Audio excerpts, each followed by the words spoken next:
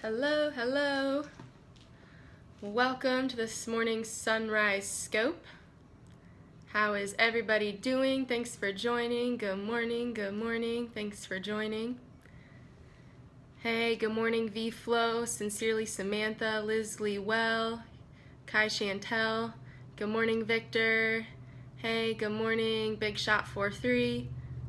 Good morning, Happy Days. Anita from New Jersey. Good morning from Anwa. Good morning, Classy Woman, Nishia, Mrs. Welch, Tina Deneede, G.E. Monet, Alan G3, it's me, Victory, Love is Loyalty. Good morning, good morning. Hey, good morning from Tampa, Florida. Good morning, Derby Line. Good morning, Miss Olivia Nicole. Good morning, Kenneth Bush. Good morning. From Texas. Hey, two people from Texas. Good morning from Texas. I bet the weather is nicer there. If you can't tell from my scope right now, it is gloomy in Chicago. It is a little rainy, but I don't mind the rain, so I just miss the sun. Good morning from Oak Brook. That's pretty close to me. Good morning from Baton Rouge, North Carolina, Illinois. Good morning from North Carolina. Okay. Hello, sir. Bye-bye. Good morning from Texas again, Ohio. Hola from Mexico, Cali. Good morning, good morning. 2 minutes in and we're already blocking people. This kind of stuff cracks me up. Louisiana, UK, good morning from Spain. Good morning, I don't know who you are. Goodbye, nice to see ya. Orlando, Florida, Chicago, good morning. Hello from Sweden, Dubai. Oh, Dubai is like one of my top 5 places I want to visit. I would love to go there. Good morning from Indianapolis. Indiana is my home state. Good morning from Homewood. Snow day in Minnesota. Amen, I love the snow. Good morning, France. Fake. Hello, sir. Goodbye, sir. Paris, wow, South Carolina, North Carolina. We've got quite the representation of people on here this morning. Shout out for UK. Hey, shout out to UK. There's your shout out. Bonjour, Orlando. Hey, Ashley, thank you. Hello from Izmir. Zambia, Africa. Awesome, awesome. Good morning, good morning. All right, head into Jacksonville, Florida. I wish I was going. Hi from Sydney, Australia. That's awesome. Okay, well, good morning to you, or I believe that where like the other time zones that people may be on, good afternoon, depending on the time. Thank you so much for joining this morning's Sunrise Scope. If you have been joining over the last couple days, then you know that we have been talking about the heart, the importance of the heart, how the heart affects our life, and we have decided to go on a journey to get our hearts, to get our hearts adequately prepared to be used from God, to make sure we have a pure heart. And so that is what we're doing this week. So today what I want to talk about is how to measure the condition of your heart. So we've been talking about the importance of our heart, kind of been talking about the importance of the position your heart is in, the condition your heart is. So I want to talk a little bit today about how to measure the condition of your heart. So maybe you've been joining these, oh, dear Jesus. Maybe you've been joining these scopes and you're like, okay, I understand the importance of, the heart. I understand why it needs to be pure, because the Bible tells us that those who are pure in heart will see God. So what that means, if we have an impure heart, it will make it hard to see God. So maybe you're like, okay, I know that it's important to make sure that my heart is in alignment, to make sure the condition of my heart and the posture of my heart is good. But how do I begin to know that? How do I know the condition of my heart? It's kind of like if you would go to a doctor, what are the symptoms of a heart that is sick or a heart that is healthy? So today I want to talk about how you can measure the condition of your heart and how you can begin to identify what the posture of your heart is and where you're lacking, so that we can begin over the next few days after that to understand, how to begin to heal our heart, how to get our heart to a pure place. Jesus be offense. Okay, so one of the first, it's 3 p.m. in Africa. Good afternoon then in Zambia. Okay, so one of the first ways that you can begin to measure your heart and you can begin to identify what the condition of your heart is by listening to the words that come out of your mouth.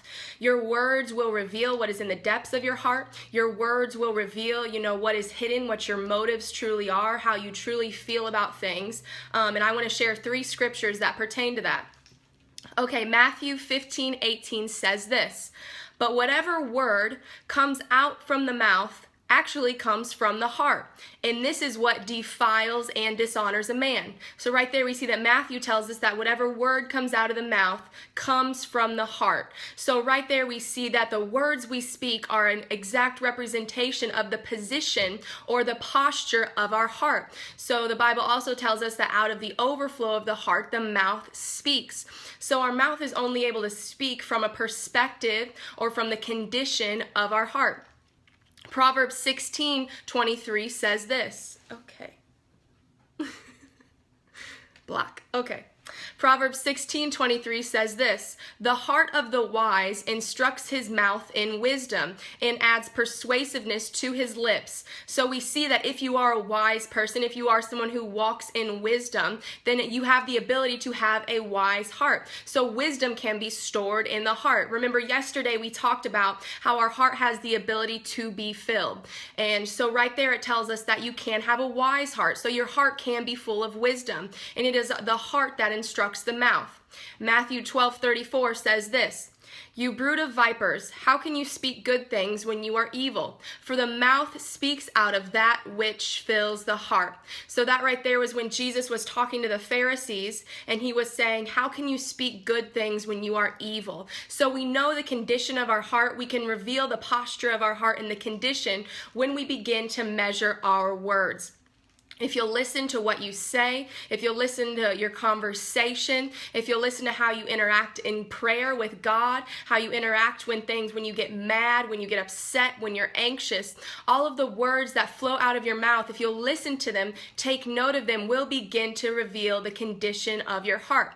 Now let's say that you are a person who has experienced rejection before. So you've been rejected by people. So what that means is if you get in a position or if you're in a relationship where it looks as though you may be rejected, how you know that your heart has not been healed from that is by listening to the words that come out of your mouth. You will start to speak a certain way and say certain things when you feel that you're about to be rejected. Any kind of heart issue or hurt that you have experienced, if undealt with, goes to your heart. You know, even bitterness is lodged up in the heart. If you've been hurt before, if you've been betrayed before, sometime and you haven't walked through that sequence of forgiveness, what happens is that you begin to harbor unforgiveness in your heart. And how you know that you have undealt with heart issues, how you know that you have unforgiveness lodged in your heart, is it will begin to come from your mouth. So when people do things, you may be quick to criticize them, quick to tear them down, you may be quick to dismiss them, you may be paranoid, always waiting for people to hurt you, waiting for people to betray you, waiting for people to reject or abandon you. So if you will listen to the words that come out of your mouth, you will be able to see what the condition of your heart is. The second way to measure the condition of your heart is through your ability to have self-control or through your lack of self-control. You know, the words you speak, the Bible talks a lot about taming the tongue and how taming the tongue is even harder than taming a wild beast. How many animals have been tamed, yet the one thing that it seems that we cannot tame is the tongue. And it talks about this in James 3:6-8, so I want to share that. It says, "And the tongue, in a sense, is a fire, the very world of injustice and unrighteousness. The tongue is set among our members as that which contaminates the entire body and sets on fire the course of life, and is itself set on fire by hell. For every species of beasts and birds, of reptiles and sea creatures is tamed and has been tamed by the human race. But no one can tame the human tongue. It is a restless evil, undisciplined, unstable, and full of deadly poison." So right there we see, as it relates to self-control, is your ability to tame your tongue. That's one of the hardest things to do. You know, we have that saying, a foot in our mouth, hindsight is 20/20, but one thing that we know is after words are said, they're very hard to take back. You know, one saying that's really popular is that sticks and stones may break my bones, but words will never hurt me. And that is such a lie, because we know things such as word curses exist. list, and we also know the Bible tells us the importance and the power of words. So one of the ways that you can begin to measure the condition of your heart is by looking at your ability to have self-control or lack of self-control when it comes to what comes out of your mouth. Do you have a cursing problem? Do you have a negativity problem? Are you someone that's always seeing the negative? Do you have a complaining problem? This is what James 1:26 says. If anyone thinks himself to be religious and does not control his tongue, but deludes his own heart, this person's religion is worthless, futile, and barren. So right there we see that if you think yourself to be religious, saved, or worthy, yet you are unable to control your tongue or exert self-control as it pertains to what comes out of your mouth, then you have fooled yourself. And what that does is that reveals the condition of your heart, because it says that deludes your heart. So what comes out of your mouth is a representation of the state of your heart. You know, a lot of times when people want to say, you know, what are my dysfunctions? What are my demons? What are my weaknesses? If you sit in conversation with someone long enough, they will tell on themselves. For out of the overflow of the heart does the mouth speak. So if you want to know what somebody's weaknesses is, if you want to know what your struggles are, if you want to know, you know, where you're bound, if you listen to someone or you allow someone else to listen to you long enough, your mouth will tell on your heart. So that's why your words reveal the condition of your heart, because your mouth has the ability to tell on your heart, to tell what is lodged within. You know, sometimes, and I'm sure I'm not the only one that has experienced this, I'll say something and then all of a sudden I'll be like, well, where did that come from? So sometimes I'll surprise myself with the very things that I say. And what I do is when I say something that surprises myself, I see that there's probably an undealt with heart issue that is now flowing out of my mouth. You know, a lot of times when people are extremely mean, when people are extremely critical, when people are quick to tear others down, we think that they are mean or that they have an anger problem. But a lot of times the anger that spews forth from their mouth is actually just an example of what the condition of their heart is. And it most of the time reveals that someone has experienced great hurt, so they've allowed walls to be built up around their heart, which then makes them an angry and protective person. So they're always in self-protection and self-preservation mode. So they're trying to protect their heart, and that's why they come off mean, angry, or bitter. You know, a lot of people that I met that are extremely mean or are extremely bitter or are extremely angry are those who have experienced actually a great measure of hurt but have not dealt with this hurt. So this hurt has become lodged in their heart, and that's why they seem to spew anger. That's why they seem to be quick to judge others. That's why they seem to be extremely critical, because honestly they are critical of themselves. You know, a lot of people who walk in a great measure of hatred, or often, you know, are tearing others down or seem to be very hateful, are actually revealing to you that they're walking in a great measure of self-hatred. And because they hate themselves, maybe they haven't forgiven themselves, they haven't dealt with things they've done, then that begins to proceed from their mouth, revealing that they have a hurt or broken or shattered heart. Another way that you can begin to measure the condition of your heart is by the fruit that your life bears. If you want to know what the condition of your heart is, it is impossible to have an impure heart, to have a broken heart, and to be able to bear fruit. Because the type of people who bear fruit are those who are pure, are those who can see God so that He can instruct them in how to bear fruit. So if you want to know what the condition of your heart is, look at your ability to bear fruit in your life. This is what Luke 6:45 says. The good man produces what is good and honorable and moral out of the good treasure stored in his heart. And the evil man produces what is wicked and depraved out of the evil in his heart. For his mouth speaks from the overflow of the heart. So what does it mean to produce? We know that fruit is something you produce. So if you are someone who produces great friendships, great relationships, if you're a great servant, if you're able to build things, what that means is that you are producing good fruit. And one of the ways we build is with positive words. I'm going to get into this in a minute, but one of the things of speaking words, the reason words are so powerful is because they have the power of life and death. They have the power to raise and build or tear down and destroy. So what we have to understand is that your words have the ability to build. And if your heart is in the right place, then you will be able to bear fruit. But if your heart is not in the right place, it will be impossible for you to bear fruit. So begin to look at your life. What is the state of your relationships? Are you building something, or are you always tearing people down? Because one way to measure the condition of your heart is by looking at the fruit that you are able to bear or the lack of there. So another thing, Proverbs 18:21, like I just said, talks about the importance of our words. And it says, death and life are in the power of the tongue, and those who love it will eat of its what?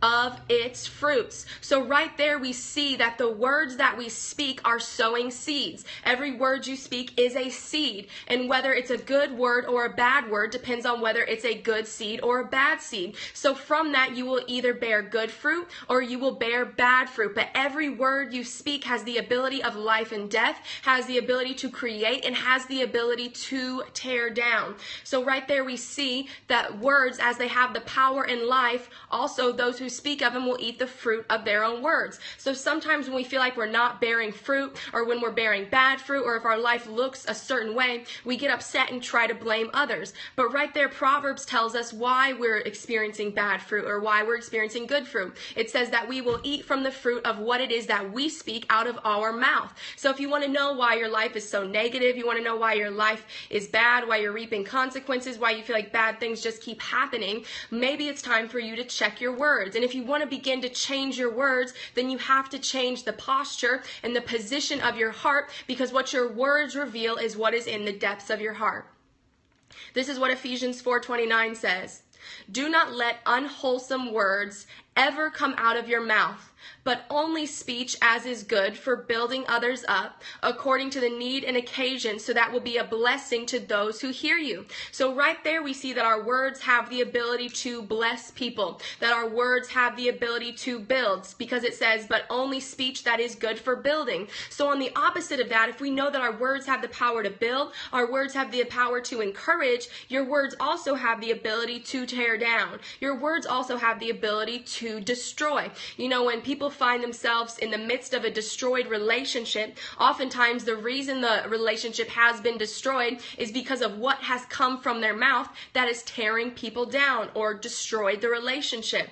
So right there we see that our words have the ability to build and our words have the ability to destroy. And this is why it's so important that we begin to measure the condition of our heart, that we begin to purify our heart, that we begin to deal with undealt with heart issues, because we'll never be able to build with our words, speak positively with our words, or control our words until we first deal with our heart, because as the Bible says, our words are a direct product of what lies within our heart. So ultimately, your spiritual condition and your heart posture is revealed through your words. This is what Matthew 12:37 says. For by your words, reflecting your spiritual condition, you will be justified and acquitted of the guilt of sin, and also by your words, or by rejecting me, you will be condemned and sentenced. Romans 10:9 says this, because if you acknowledge and confess with your mouth that Jesus is Lord, recognizing his power, authority, and majesty as God, and believe in your heart that God raised him from the dead, then you will be saved. You know, this morning as I was studying the condition of the heart and how to identify what the condition of a heart is, the first thing that the Bible kept telling me over and over again was through words. But then when I read Romans 10:9, I realized something so powerful that I had never realized before, which is this. You know, sometimes we think our words don't hold much power. Sometimes we think that, you know, it doesn't really matter what our words are, what the condition of our heart is, but literally our salvation or our ability to be saved comes through acknowledging something through words. And the reason that it says if you profess or confess with your mouth that Jesus is Lord and believe it in your heart, then you will be saved. So I think it's so interesting that our words have so much power, so much so that they have the ability to save us, that the way that we get saved, the way we receive salvation is through confessing something through our mouth and believing it in our heart. And the reason being is because what you profess through your mouth is also what you believe in your heart. Your words are a direct reflection of your heart posture. So we have to understand that our words will reveal to us what the condition of our heart is. And if we want to get to a place to where our words are bearing fruit, where our words are causing us to bear good fruit, to build and not to destroy, we have to deal with the condition of our heart. So as we begin to enter in these next few days of talking about the different kinds of hearts and how to heal your heart from brokenness, and then how to move forward in guarding your heart, you first have to understand what the condition of your heart is. So my challenge to you guys today is to begin to figure out what kind of condition your heart is in. If we want to be used by God, if we want to see great things happen, if we want to allow His agenda for heaven to be done on earth through us, then what we have to have is we have to have a pure heart, and we have to make sure that our heart posture is in a good place, in an aligned place for God to be able to use us. So we have to begin to understand that we need to deal with the heart. We need to understand the condition of our heart. So my challenge to you guys today is to listen to what you say. Listen to the words that come out of your mouth, because as you speak, how you react in conversation, sometimes someone may say something, and like I said earlier, you'll respond one way and be like, oh, okay, who was that? Or what was that? And what that reveals to you is that there's something undealt with within your heart. When someone speaks something that may prick a certain place in your heart, then what flows out of your mouth will show how you truly feel, or what the condition of your heart is. So my challenge to you guys today is to begin to listen to your words and to identify and discover the condition of your heart. So over these next few days, we can begin to talk about the different types of hearts. You can begin to identify with which heart you have and what stage you are in. You can begin to deal with the hurt that is within your heart so that you can begin to move forward in position with a pure heart to be used of God. All right, so that's my challenge to you guys today. I have been doing the same thing throughout the week, and we'll be doing taking the challenge today of just listening to the words that flow from my mouth so that I can get a better understanding of my heart and the condition of my heart. So I love you guys. Happy Wednesday. Shout out to my #Scope family. Thanks for joining today's Sunrise Scope. I hope to see you tomorrow, where we will continue talking about the heart. If you want to get plugged into the community, make sure you check out my website, wisdomisthenewblack.com. Follow me on Instagram, wisdomisthenewblack, on Facebook. Get plugged into the Wise community, and I'm excited to talk more about the heart tomorrow. So have a great day, and I will see you guys tomorrow for tomorrow's Sunrise Scope. Love you guys.